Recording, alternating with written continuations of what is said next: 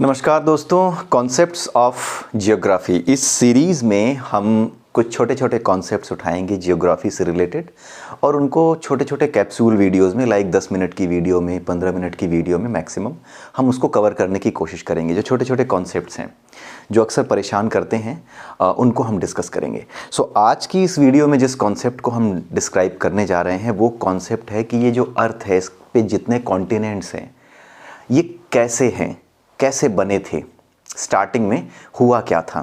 ठीक है, तो उसके बारे में हम डिस्कस करेंगे और किस तरीके से हमारा जो हिमालय है वो कैसे अस्तित्व में आया, किस तरीके से तिब्बत का पठार अस्तित्व में आया जो तिब्बतन प्लेटो है, और उसके पीछे जो क्युनलुन एक पर्वत है, जैसे हिमालय है ना इस साइड वैसे ही क्युनलुन है दूसरी साइड चीन में, और बीच में तिब्बतन प्लेटो है, तिब्बत का पठार है। So how they came into existence, किस तरह से ये बने, किस तरह से ये 7 कॉन्टिनेंट्स बने और आगे चल के भी किस तरीके से और कॉन्टिनेंट्स बनने की संभावना है, इसके बारे में आज हम डिस्कस करेंगे छोटे से वीडियो में। ठीक है, तो आइए देखते हैं सबसे पहले अर्थ हमारी थी कैसे, बहुत साल पहले उसका क्या हाल था अर्थ का। सो ये हमारी अर्थ है, एग्जैक्टली ये गोल नहीं है। ठीक है, एग्जैक्टली गोला नहीं है, बीच में ये थोड़ी सी बर्ज्ड है। जैसे आप ये समझ लीजिए कि एक जो है कद्दू सा है और बीच का जो एरिया है ना उस कद्दू का ऊपर उठा हुआ है, थोड़ा सा है तो गोल सा दिखने में, लेकिन बीच में वो थोड़ा सा बर्ज्ड है, ऊपर है, बाहर की ओर निकला हुआ है थोड़ा सा। तो ये जो बर्ज्ड एरिया है इस तरीके से आज की डेट में हमें ये दिखता है, ऐसे शुरू से ही रहा है। ठीक है, और इसके नीचे कॉन्टिनेंट है, एक ऑस्ट्रेलिया है, फिर यहाँ पे अफ्रीका है जो कि तीनों जिससे होकर के तीनों लाइंस जिसको हम tropic of cancer, equator and जो हमारा ट्रॉपिक ऑफ कैप्रिकॉर्न है वो तीनों निकलते हैं। ठीक है, तो ये तीनों के तीनों जो है इससे अफ्रीका से निकलते हैं, उसके अलावा इंडिया से होकर के ट्रॉपिक ऑफ कैंसर निकलता है। तो इस तरीके से आपने देखा होगा कि कॉन्टिनेंट्स अलग अलग जगह पे फैले हुए हैं, इधर कहीं अमेरिका है, फिर उसके बाद साउथ अमेरिका है, फिर आपका जो है सेंट्रल अमेरिका है। तो ये सारे जो कॉन्टिनेंट्स थे क्या ये वाकई में इसी तरह से थे स्टार्टिंग से? तो आंसर है नहीं। जो जियोलॉजिकल स्टडी है, जो हमारे जियोलॉजिकल सर्वे किए गए, जो स्टडी की गई, सर्वे नहीं स्टडी की गई, और जो जियोलॉजिस्ट थे उन्होंने जो हमें एक थ्योरी दी है, उस थ्योरी के अनुसार क्या है कि हमारा ये जो अर्थ है, ये रहा हमारा अर्थ, इस अर्थ पे जो 7 कॉन्टिनेंट्स हैं आज की डेट में वो 7 नहीं थे, वो केवल एक ही कॉन्टिनेंट था, एक पूरा कॉन्टिनेंट था। ये रहा अर्थ, अर्थ पे ये पूरा कॉन्टिनेंट। ठीक है, ये कॉन्टिनेंट है, जमीन है ये। ठीक है, इसी जमीन में बीच में एक जो है सागर था, समुद्र था एक, जिसको कहते हैं टेथिस सागर, टेथिस सी। ठीक है, टेथिस सी था, टेथिस सागर इसका नाम था। और इस पूरे के पूरे भूखंड का नाम, जो एक अकेला भूखंड था, ये पूरा का पूरा जो टुकड़ा था, इसको कहते थे पेंजिया। Pangaea, PANGEA, Pangaea. अब इस टुकड़े के चारों तरफ जो पानी था, जो महासागर था, एक ही सागर था, उसको कहते थे पैंथालासा। ठीक है, 3 चीजें याद कर लीजिए, Tethys sea, Pangaea and Panthalassa, ये 3 हुआ करते थे चीजें। ठीक है, पैंथालासा पूरा समुद्र था, जो एक समुद्र था। पैंजिया पूरा का पूरा एक जो टुकड़ा था अर्थ का, अकेला एक टुकड़ा वो था। उस पैंजिया में बीच में यहाँ पे आप देखिए, यहाँ पर एक समुद्र का छोटा सा टुकड़ा था, इसको कहते थे टेथिस सी। ठीक है, अब ध्यान से देखिएगा, इस टेथिस सी में ना ये पूरा जो कॉन्टिनेंट एक कॉन्टिनेंट था, इस टेथिस सी में इस कॉन्टिनेंट से बहुत सी नदियाँ बह करके आगे से पीछे से हर तरफ से आती थी, और इसी टेथिस सी में अपना सारा का सारा मलबा इकट्ठा करती थी। जो कुछ भी आता था वो इसी में टेथिस सी में ला करके गिराती थी। जैसे आज भी नदियाँ बहती हैं तो अपने साथ गाद, मिट्टी और जो भी कंकड़ पत्थर हैं वो ले करके जाती हैं और मिला देती हैं सागर में, उसी तरीके से इस टेथिस सी में भी चारों तरफ से जितनी नदियाँ थी वो बह करके जाती थी और वहाँ पर मिला देती थी अपना सारा जो भी मलबा होता था। ठीक है, तो इस तरीके से ये टेथिस सी एग्जिस्ट करता था और इस तरीके से ये पेंजिया एग्जिस्ट करता था। बाद में क्या हुआ कि अर्थ के नीचे क्या है, आपने देखा होगा कि अर्थ, अगर आपने पढ़ा होगा, नहीं भी पढ़ा होगा तो लेट्स सी कि क्या क्या होता है।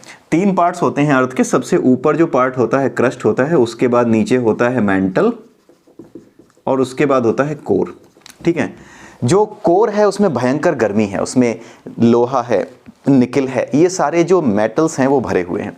बीच वाला जो एरिया है मेंटल का, ये मेंटल वाला जो एरिया है इसके अंदर भरा हुआ है लावा, ठीक है, इसके अंदर लावा भरा हुआ है जो ज्वालामुखी का विस्फोट होने पर बाहर निकल आता है, ठीक है। तो ये मेंटल के अंदर भरा हुआ है लावा।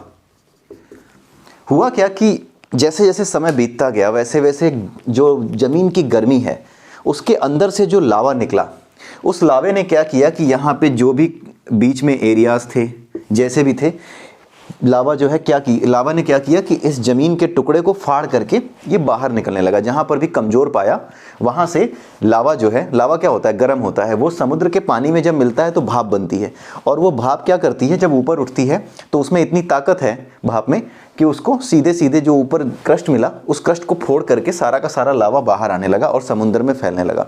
जब ऐसा होने लगा तो क्या हुआ कि ये पूरा का पूरा जो कॉन्टिनेंट था, लेट्स रिमूव दिस, ये पूरा का पूरा जो एक सिंगल कॉन्टिनेंट था ना, वो टूट टूट करके अलग अलग हिस्सों में बहने लगा। कहीं से टूटा, फिर कहीं से टूटा, फिर ऐसे कर करके 7 हिस्सों में ये टूट गया, ठीक है, 7 हिस्सों में ये टूट गया और अलग अलग जा करके बहने लगा, ठीक। तो इन्हीं से हमारे 7 कॉन्टिनेंट्स बने। ओवर द ईयर्स ये हुआ, एक साथ नहीं हो गया। पहले एक टुकड़ा अलग हुआ, फिर दूसरा अलग हुआ, फिर कई लाख सालों में तीसरा टुकड़ा अलग हुआ होगा, ऐसे करके 7 टुकड़े बने। तो इन 7 टुकड़ों को ही आज की डेट में हम कॉन्टिनेंट्स कहते हैं, ठीक है। अब आगे चल के क्या और कॉन्टिनेंट्स बनेंगे? ऑफ कोर्स बनेंगे, बिल्कुल बनेंगे। क्योंकि अभी एक छोटी सी चीज़ मैं आपको बता देता हूँ, जैसे हमारा जो अफ्रीका है, अफ्रीका जो कॉन्टिनेंट है, अगर मैं उसको बनाऊँ अफ्रीका, तो कुछ ऐसे करके साउथ अफ्रीका का हिस्सा, और यहाँ पे ये आपका ऐसे करके यहाँ मोरक्को, और फिर नीचे यहाँ पर बहुत सी कंट्रीज़, और सबसे नीचे यहाँ साउथ अफ्रीका है। यहाँ पर एक जो है झील है विक्टोरिया, लेक विक्टोरिया। इसी लेक विक्टोरिया से ना एक नदी निकलती है जो दुनिया की सबसे लंबी नदी है, ठीक है। उसका नाम है नाइल रिवर, और नील नदी उसको कहते हैं हिंदी में। और ये नदी जाकर के कहाँ मिलती है? मेडिटेरेनियन सी में जाकर के गिरती है। आप मैप उठा करके देख लीजिएगा ज़रूर, क्योंकि ज्योग्राफी बिना मैप के मत पढ़िए कभी भी नहीं। ये जो रिवर है ये जा करके गिरती है किस में? मेडिटेरेनियन सी में। जब ये मेडिटेरेनियन सी में गिरती है तो ये जो रिवर जो यहाँ से निकल रही है ना, ये रिवर जिसके सहारे से होकर के बह रही है, बीच में ना ऊबड़ खाबड़ सी ज़मीन है, और वो ज़मीन जो क्रस्ट है ना वो बड़ी पतली है। उसके नीचे अगेन जो है मतलब इतनी पतली है कि धीरे धीरे वो नीचे की गर्मी से और धीरे धीरे ना उसके प्लेट्स, जिन प्लेट्स जो अलग अलग हिस्से हैं इसके, ये आपस में एक दूसरे से दूर जा रहे हैं, धीरे धीरे हट रहे हैं, बहुत धीरे धीरे। कई सालों बाद, कई हजार सालों बाद क्या होगा कि ये जहाँ से ये हट रहे हैं ना, ये जो नदी है, इस नदी के आसपास का एरिया ही है जहाँ से वो जो प्लेट्स हैं वो दूर भाग रही हैं, ठीक है। ये पूरा का पूरा जो चट्टानी प्लेट है ये एक दूसरे से दूर भाग रही है। तो एक दिन ये हिस्सा भी क्या हो जाएगा? टूट करके अलग हो जाएगा। तो ये जो अफ्रीका है ये भी अलग हो जाएगा। अफ्रीका अलग होते ही इसका जो मेडिटेरेनियन सी का जो पानी है वो सीधे सीधे जा कर के रेड सी में मिल जाएगा, ठीक है। तो इस तरीके से ये काम कर रहा है। अभी भी आगे चल के और भी टुकड़े होने के चांसेस हैं इसके। तो इस तरीके से हमारे जो अलग अलग कॉन्टिनेंट्स हैं, 7 कॉन्टिनेंट्स हैं, वो इस तरीके से बने। इनकी डीप स्टडी हम बाद में करते रहेंगे। एक कॉन्सेप्चुअली हम समझने के लिए इस चीज़ को देख रहे हैं। डीपली अगर इसको हम पढ़ें तो बहुत से इसके पीछे प्रिंसिपल्स हैं, लाइक वेगनर का सिद्धांत है, वेगनर्स प्रिंसिपल है, और उसके अलावा जो प्लेट टेक्टोनिक थ्योरी है, इन सब चीज़ों के बारे में भी बताया जाता है। तो वो सारी चीज़ें डिटेल में स्टडी करने की हैं। We will cover them later on, but हाँ आज केवल कॉन्सेप्चुअली हम इस चीज़ को समझ रहे हैं ये छोटे छोटे कैप्सूल वीडियोज़ में। तो ये जो हमारा कॉन्टिनेंट्स हैं ये इस तरीके से हमारे एग्जिस्टेंस में आए, राइट। अब हम देखते हैं कि किस तरीके से हमारा जो है ये चीज़ पता कैसे चली, ये देख लेते हैं। ये चीज़ पता ऐसे लगी कि जब इसको स्टडी करना शुरू किया तो लोगों ने क्या देखा कि जो अफ्रीकन कॉन्टिनेंट है ना, उसको थोड़ा सा उन्होंने क्या किया कि इंडियन कॉन्टिनेंट का जो वेस्टर्न पार्ट है, जहाँ पे आपका मैप में आप देख लीजिएगा, जहाँ पर आपका ये गुजरात वगैरह है और उसके नीचे का जो हिस्सा है, उसको उन्होंने देखा कि अगर हम इसको धीरे से मिलाएं तो ये दोनों आपस में परफेक्ट फिट होते हैं, जिक्सा पजल की तरह। आप ऐसे उठा करके लाओ तो दोनों हिस्से फिट होते हैं। ऐसे ही जो साउथ अमेरिकन पोर्शन है वो जा करके, जो पेरू का हिस्सा है वो जा करके नॉर्थ अमेरिकन पोर्शन पे ऊपर जा करके किसी एक हिस्से पे फिट होता हुआ दिखता है।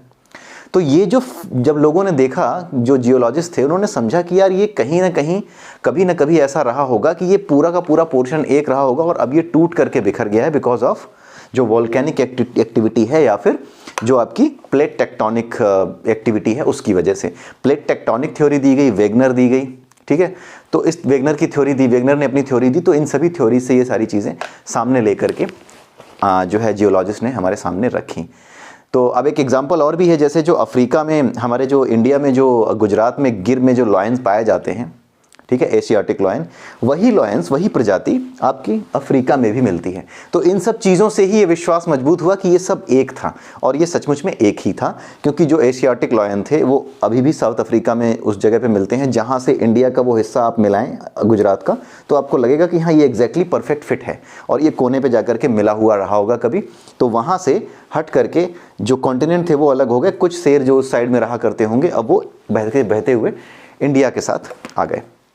वो मतलब पानी में बहते हुए नहीं, वो जो कॉन्टिनेंट का हिस्सा था टूटा हुआ, उसके साथ रहते रहते बहते बहते वो दूर चले गए। जब ये टूटा होगा तो ऑब्वियसली बहुत बड़ा विनाश हुआ होगा, बहुत सी टूट फूट होने से बहुत बड़े बड़े भूकंप आए होंगे, बट अगेन उस भूकंप में कितने मरे कितने बचे वो हमें नहीं पता। बट हाँ, इस तरीके से ही पता लगा कि जो चीज़ें यहाँ पाई जाती थी वही चीज़ें वहाँ पाई जाती हैं, ठीक है। शुतुरमुर्ग की अगर हम बात करें तो ऑस्ट्रेलिया में पाया जाने वाला शुतुरमुर्ग, उसके प्रमाण मुंबई में भी मिले हैं, महाराष्ट्र में भी, कि इस जगह पे शुतुरमुर्ग कभी रहे होंगे, ठीक है। तो इस तरीके से वेगनर ने ये थ्योरी दी कि ये पूरा का पूरा जो कॉन्टिनेंट था एक रहा होगा, क्योंकि ऐसा नहीं है कि शुतुरमुर्ग तैर करके आ गया होगा इंडिया, महाराष्ट्र। ये जो एशियाटिक लायन है वो तैर करके पूरा का पूरा जो समुंदर है, जो आपका ये पैसिफिक जो हिंद महासागर है उसको पार करते हुए, अरेबियन सी पार करते हुए कहीं पहुँच गया होगा, नहीं, तैर के तो नहीं आया होगा।